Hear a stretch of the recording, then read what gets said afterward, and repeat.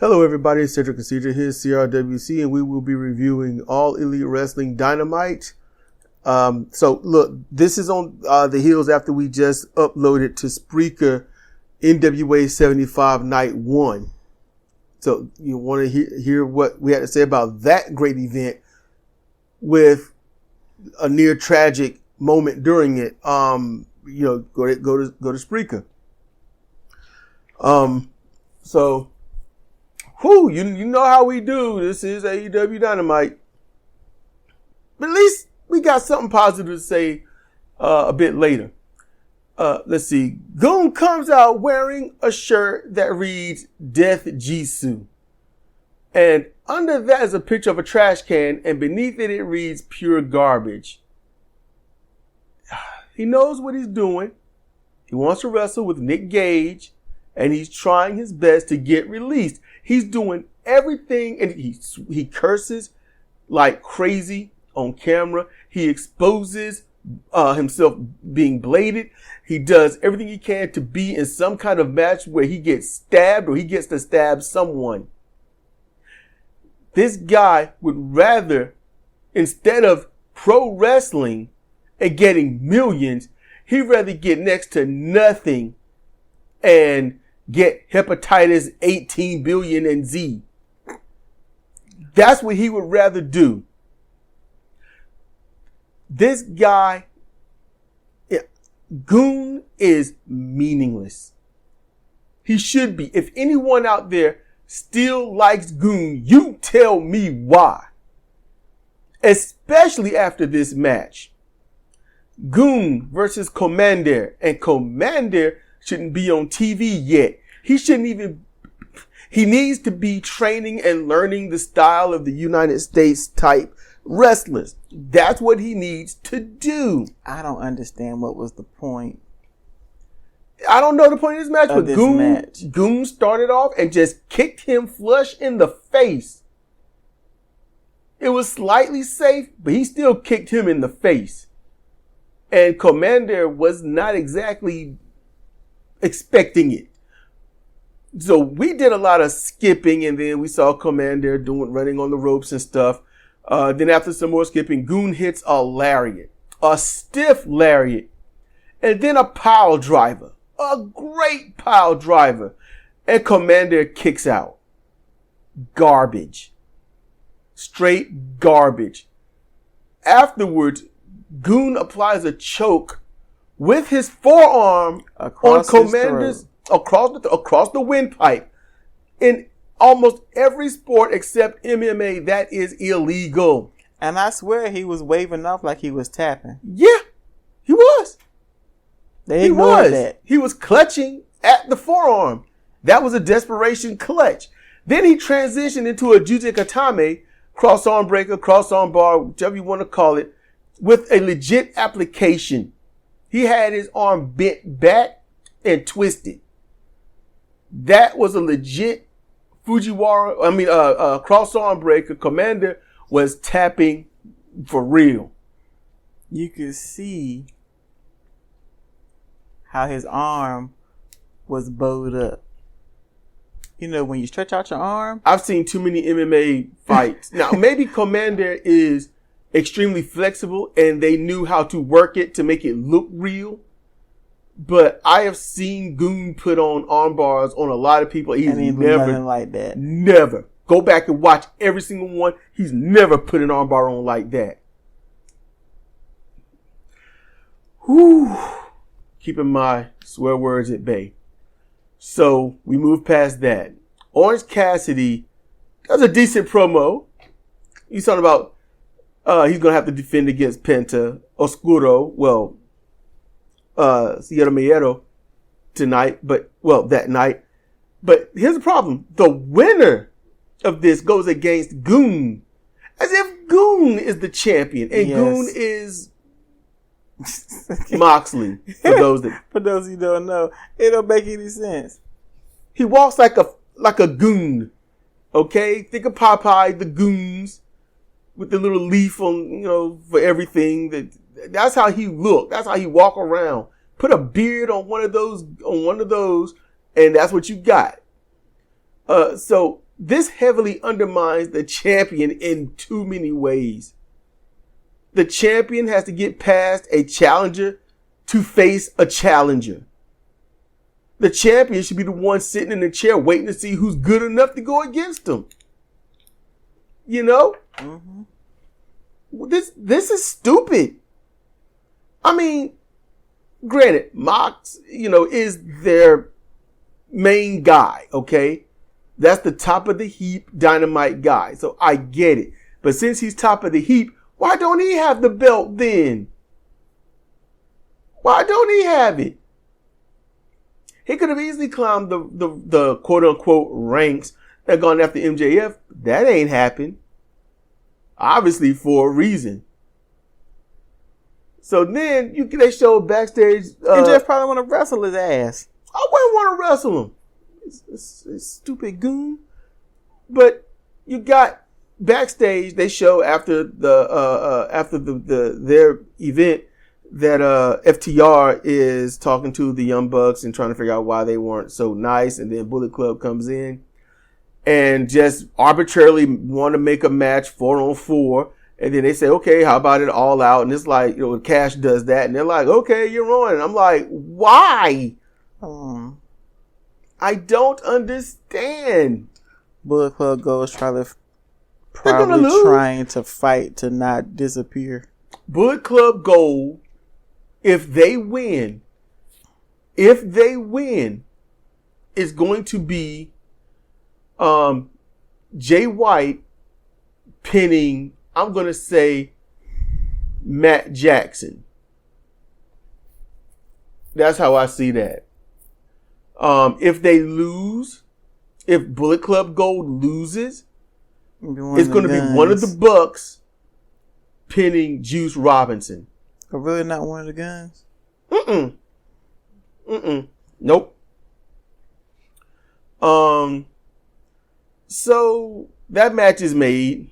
That match has just been made. What you just found out about it. Either case, Renee talks to Toni Storm. Toni Storm looks great with her, alleged haphazard hair, but she looked great.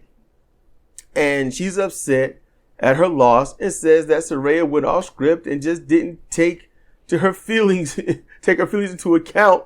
And the whole thing went tits up. Whole thing at Wembley went tits up. And Renee, you could tell she was, what is Renee? Some crazy conservative or something? Like, oh, she said tits. Oh my goodness. Is that one of the 7 or 13 words that George Carlin said you can't say? It is. Well, they said other words worse than that, but okay. But it is. It's the last one on the list. It is, isn't it? Yeah, tits. Yeah. Renee evades a shoe. Barely evades a shoe. Jericho comes out and calls Sammy out, and then he apologizes. Then says that Sammy could have hit him harder with the bat. Sammy takes offense to it. And says Jericho hit him. Says that Jericho hit him a little harder than with the Judas effect, and he might have gotten the job done. Sammy asks if he's going to do more. As if doing more was leaving his wife in Orlando to fly to London to help Jericho. And obviously that's not enough. Jericho says he should be happy that he was even there. Sammy says it would have been better if he was wrestling there. And then they kept escalating everything. And then Jericho was like, you know what? Let's stop all this trash talking and whatnot and team up as the Sets guys and go after the tag team titles. And Sammy looks like, he's going to slight Jericho at the moment of truth. And I'm like, this was all stupid and unnecessary. And they're just trying to, a rehearsed thing that you could tell. And I was bored with it. Then we have the New Japan Wrestling Strong. Let me stop. I just want to go. Okay, I just want to say this quickly. The BCC, they're annoying as hell, especially because of Goon. But everyone in the BCC wrestles. Yes. Everyone wrestles. Yes. Okay, you see them, they're working. Okay. How messed up is it to be roped into a faction where you essentially are worthless? That's all the JAS was. Yeah. Essentially, you are worthless. Jericho pulls too many strings for them to not wrestle and look better, but... Or, them two dudes the big-eyed crackhead and his comb. Oh, good grief! The hair combing partner. They were good when they were with Daniel Garcia. Have they gone for any tag team titles? No. They just job out anyway. Sammy Guevara has been a mute for like 2 months. Yeah. The girl, she started out good and then, she's just a girl. Yeah. And the only one that's got pushed is Daniel Garcia. I don't think it's got anything to do with Jericho. It's got something to do with Tony. Most likely. Okay, I'm done. Move on. So, next we get the New Japan Pro Wrestling Strong Openweight title match. Wheeler Yuta versus Eddie Kingston. And as much as I love Eddie Kingston, I won't go watch this. We know who's going to win this. That was my first note. And then Eddie hit a back fist. And then Yuta asked for another. And then he stood there and got popped in the face and pinned. Yep, stupid. Just stupid. Just stupid. So, I mean, if I'm in a fight with somebody and they hit me and it's not as effective, I ain't going to sit and be like, come on, give me another. Give me another. Nope. Stupid. And after that match is over, Claudio walks past the ring like Eddie Kingston ain't even there and goes scoops up Yuta's dumb ass and walking out. Yuta barely got up under his own power. He just hooked his arm and heaved his ass up like it was nothing and just walked out with him stone face, no expression. It was funny. Sammy tries to talk backstage with Renee. Don Callis comes in, calling Jericho a sociopath and how he can work with him. And Sammy's like, get out of my face! Basically. And then he leaves.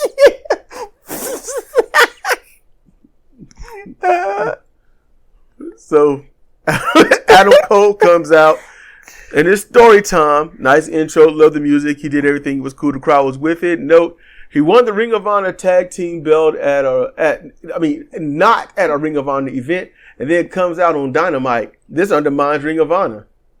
So then Roderick Strong and the Kingdom come out and they make a compelling argument about Adam Cole being selfish, and they mention Ring of Honor and ECW and ECW Arena and all that stuff, and Adam apologizes if he made it look like he was selfish, but he's like, it's not how it is, and yada yada. And Roderick is like, I'm going to enter the Grand Slam tournament. Hold on. I'm going to enter that Grand Slam tournament, and I'm going to win it, and I'm going to beat MJF in the middle of this ring. Yes. I'm going to do it for Mom and God and all the pets in the world because I'm mean. The segment would have been far more interesting if Adam Cole had come out and dropped his pants and served himself. I would have watched it. I would have watched that. I thought, oh my God. I do not need to see this at this junction. Man. This is must-see I'm not ready for this at this stage in my life. This is must-see TV, man. No, that's must look away from me now. You know, I'm just saying, I don't want to see some dude. Maybe he'll finish on the belt. No, he's not with the right woman for that. That woman is the women's champion. This segment was terrible. Granted, I feel like there was some truth to what the Kingdom was saying. Oh, there's a lot of truth going on how the aesthetics are. Yeah, but it was still painful because Roderick, I'm like, dude. My note was, how can he beat MJF while being a whiny, weak-voiced bitch? Oh my goodness. Then the three leave the ring. But, yeah, you know. Come on, guys. Let's go. They threw the mics down. It hit Adam Cole in the feet. You are silly. That's some petty right there. That's real petty. Roderick Strong, hear me out. Roderick Strong has built himself up over the years to be a threat in any match he's in. He's either winning or you wonder if your win over him was worth the damage you took. I hope he's getting paid a lot. Now he looks like a child in there with someone the size that Adam Cole is. He looked like he could be Adam Cole's whooping post, and just he's weak. He's minuscule. I hope that he is getting paid. He's had this neck brace for months. It looks terrible. It looks like he's not bracing a damn thing. Did MJF have a neck brace on in the back? Oh, he had an ice pack on his neck. He had an ice pack. He actually got dumped on his neck. What happened to Roderick Strong to make his neck hurt? He wrestled Jericho in a street fight, and they ended up outside, and something happened. And then he hurt his neck. It's been 3 months, man. It's yeah. been 3 months. If your neck is still hurt in a flimsy neck brace that seems more beat up than MJF looked, and if that thing is holding your neck up, you should never wrestle. It's like getting squished. It's supposed to be real tall on the sides to keep your head. It's squished like a donut. It looks terrible. You can tell he's stuffing it in his bag when he... Yeah, you just stuff it in there and move on. Drop stuff on it at home. I wonder if he washed it in the washing machine, half dried it, and just threw it on the couch. Look, then we get a trios match. Chris Statlander, Hikaru Shida, and Britt Baker versus Emi Sakura, Nyla Rose, and Marina Shafir. So they pulled this tag. This Barely trios. Job, Super Job, and Epic Job is the second team. The first team is Why Are You Champion? And damn, you barely had your belt. And why are you jobbing? So that's what that is. Chris Statlander has absolutely, positively no presence. No. My note was the point of this match is what? No presence. There's no point to this match. I guess the only point was for, Ruby to come out at the end. Yep. Chris wins with a tombstone on Shafir for the pin. Ruby runs in, hits her finish on Chris Statlander, takes the belt, lays it on the ramp. Note, I guess Chris needs another easy contender to win against. She has no presence. Think about the champions. You got Athena. Oh, she got all presence. Claudio, he's got a presence. MJF, he's got a presence. Smojo, he's got a presence. Right now, Chris is just present. That when the House of Black had a trios champions, they had a presence. Shit. Half the time she's coming out, and I'm like, who? Oh, okay. So it's terrible. Yep, she tries to wear the tackiest stuff to the ring. Yes, it's like she's intentionally doing it. It's like peasant chic or something. I don't know what she's going for. She can move in the ring. Yeah, she's all right. A lot of folks can move in the ring. I'm trying to be positive. She's got hair. Her eyes blink at the same time. Yeah, allegedly. She can open and close her hands. You just gonna clown, aren't you? You trying to be positive. Be positive. Always be positive. It's terrible.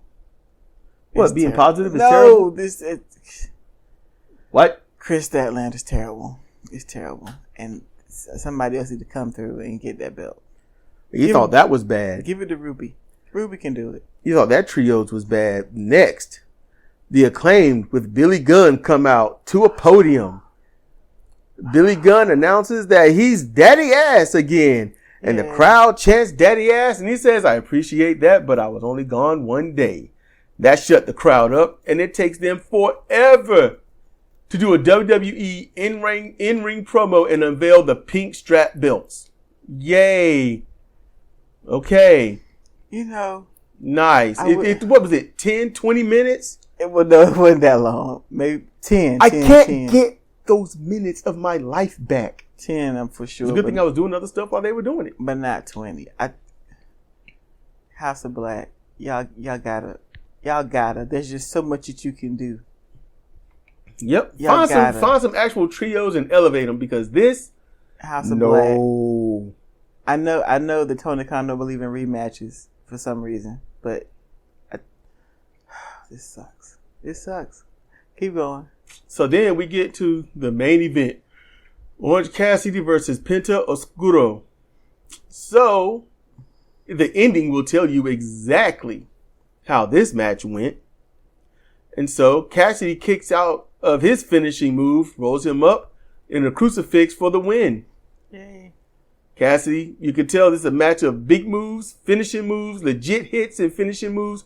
You know, some potatoes here and there and all that stuff. And, legit enough hits. And,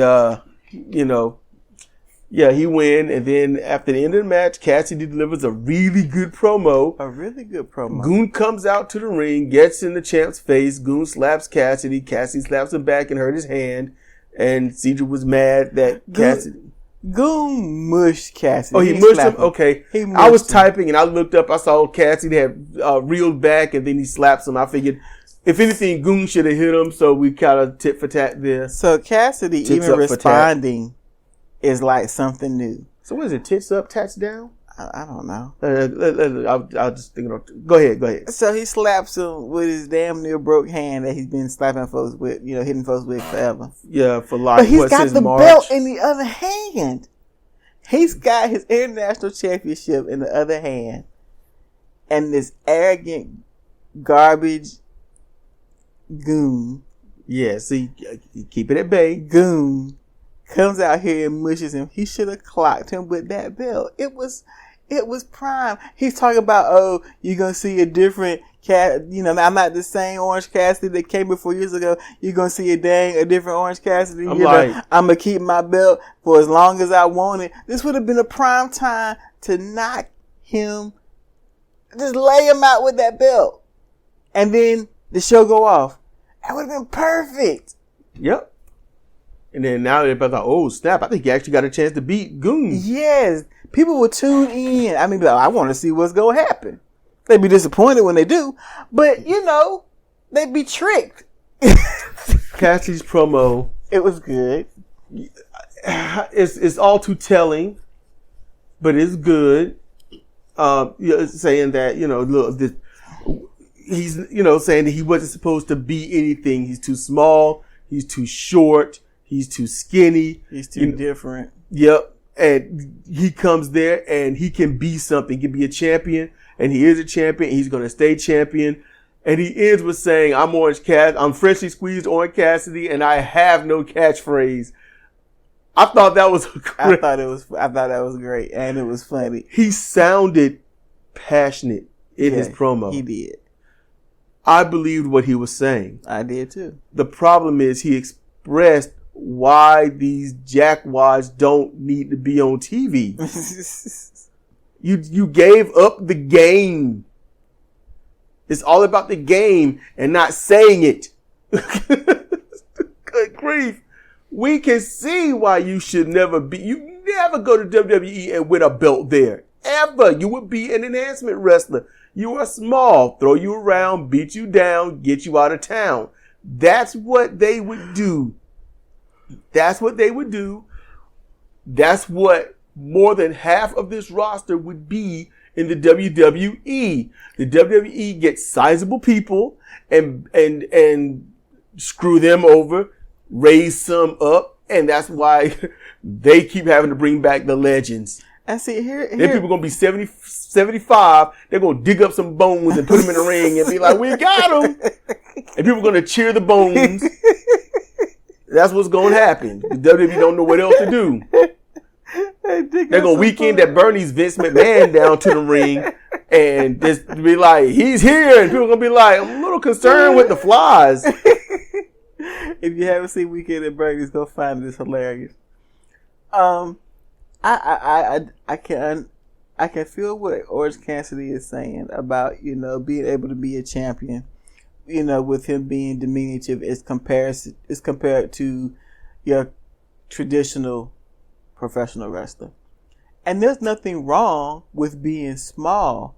But here's the thing. The small guys pigeonhole themselves into only doing one thing. And that's kicking out of everything. Kicking out of everything, or only super kicking, or only flipping, or only flopping. That's what they pigeonhole themselves into. And they can be different types of wrestlers, even though they're small. But as long as it makes sense, it doesn't ever make sense. And that is where it fails. Beautifully said, Cedra. Okay, that's exactly what it is. I don't care that you're small. Both of y'all can go up and get in the ring and battle small together. Hell, the dudes from NWA, Kerry Morton and Kobe Carino, they're both small. Put on a stellar match, and nobody flipped or flopped. See, they did. Like Kobe did a dive. Yeah. Kerry, I think he did a dive. No, he didn't. Not that I could think of. And they jump off the top rope. They do some springboards, and whatnot. But it's not, I hit this big move, this legit finish, and then kick out. I hit these finishes and kick. Opening match, Western Lariat, power driver, little dude, and he kicks out.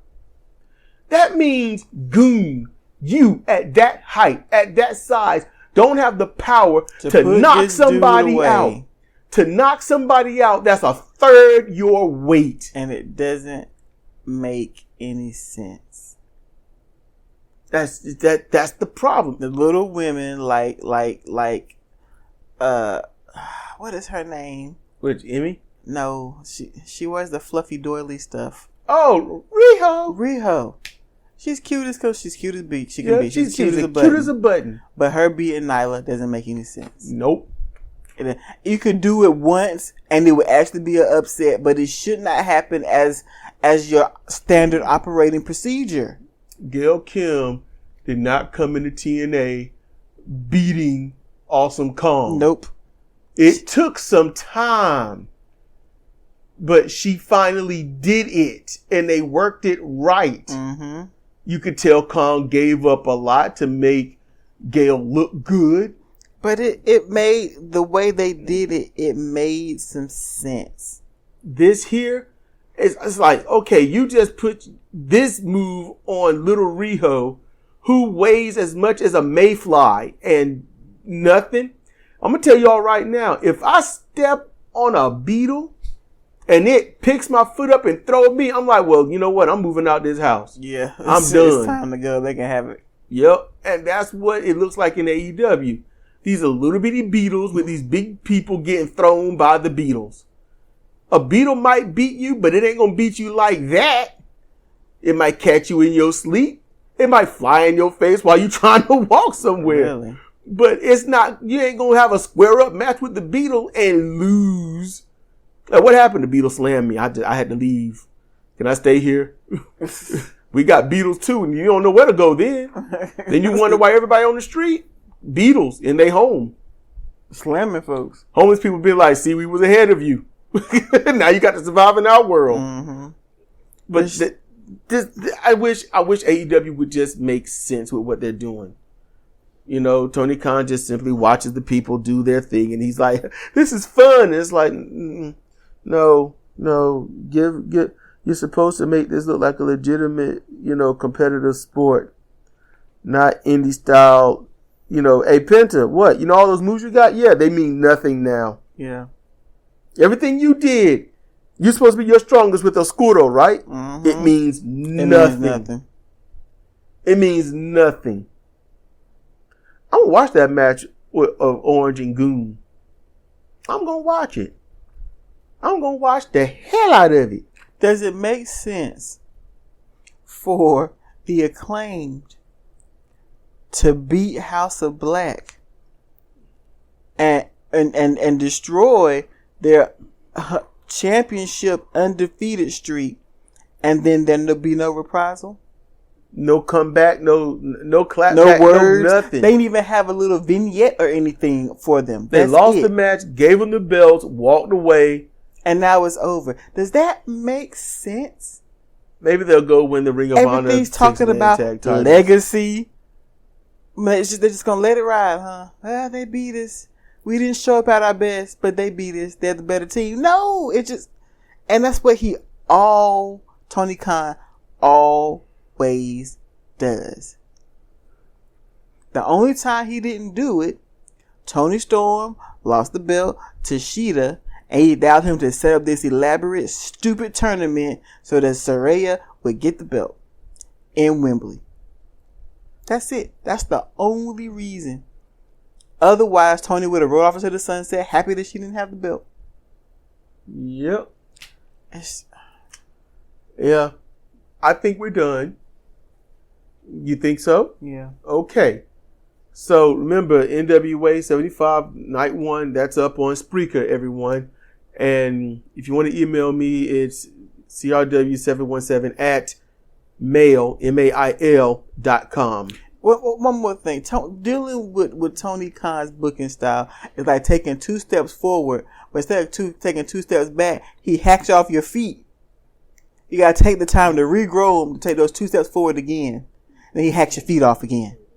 Yeah. That's what it's like finding any enjoyment in AEW. Yep. It sucks, but yes. So look, y'all got questions, you don't want to put it down there in the comment section or something, just send it there, CRW717 at mail.com. And if you wish to be anonymous, then just put that in the body of the email, say anonymous, just put it at the top or the bottom of whatever your question or statement is. And, I'll make sure not to let anyone know who you are. And, it'll be a viewer requested, thing that I answered. So with that, it's been Cedric and Cedric for CR Wrestling Commentary, All Elite Wrestling Dynamite. So with that, y'all be good, be chill, be safe, and we'll see you next time.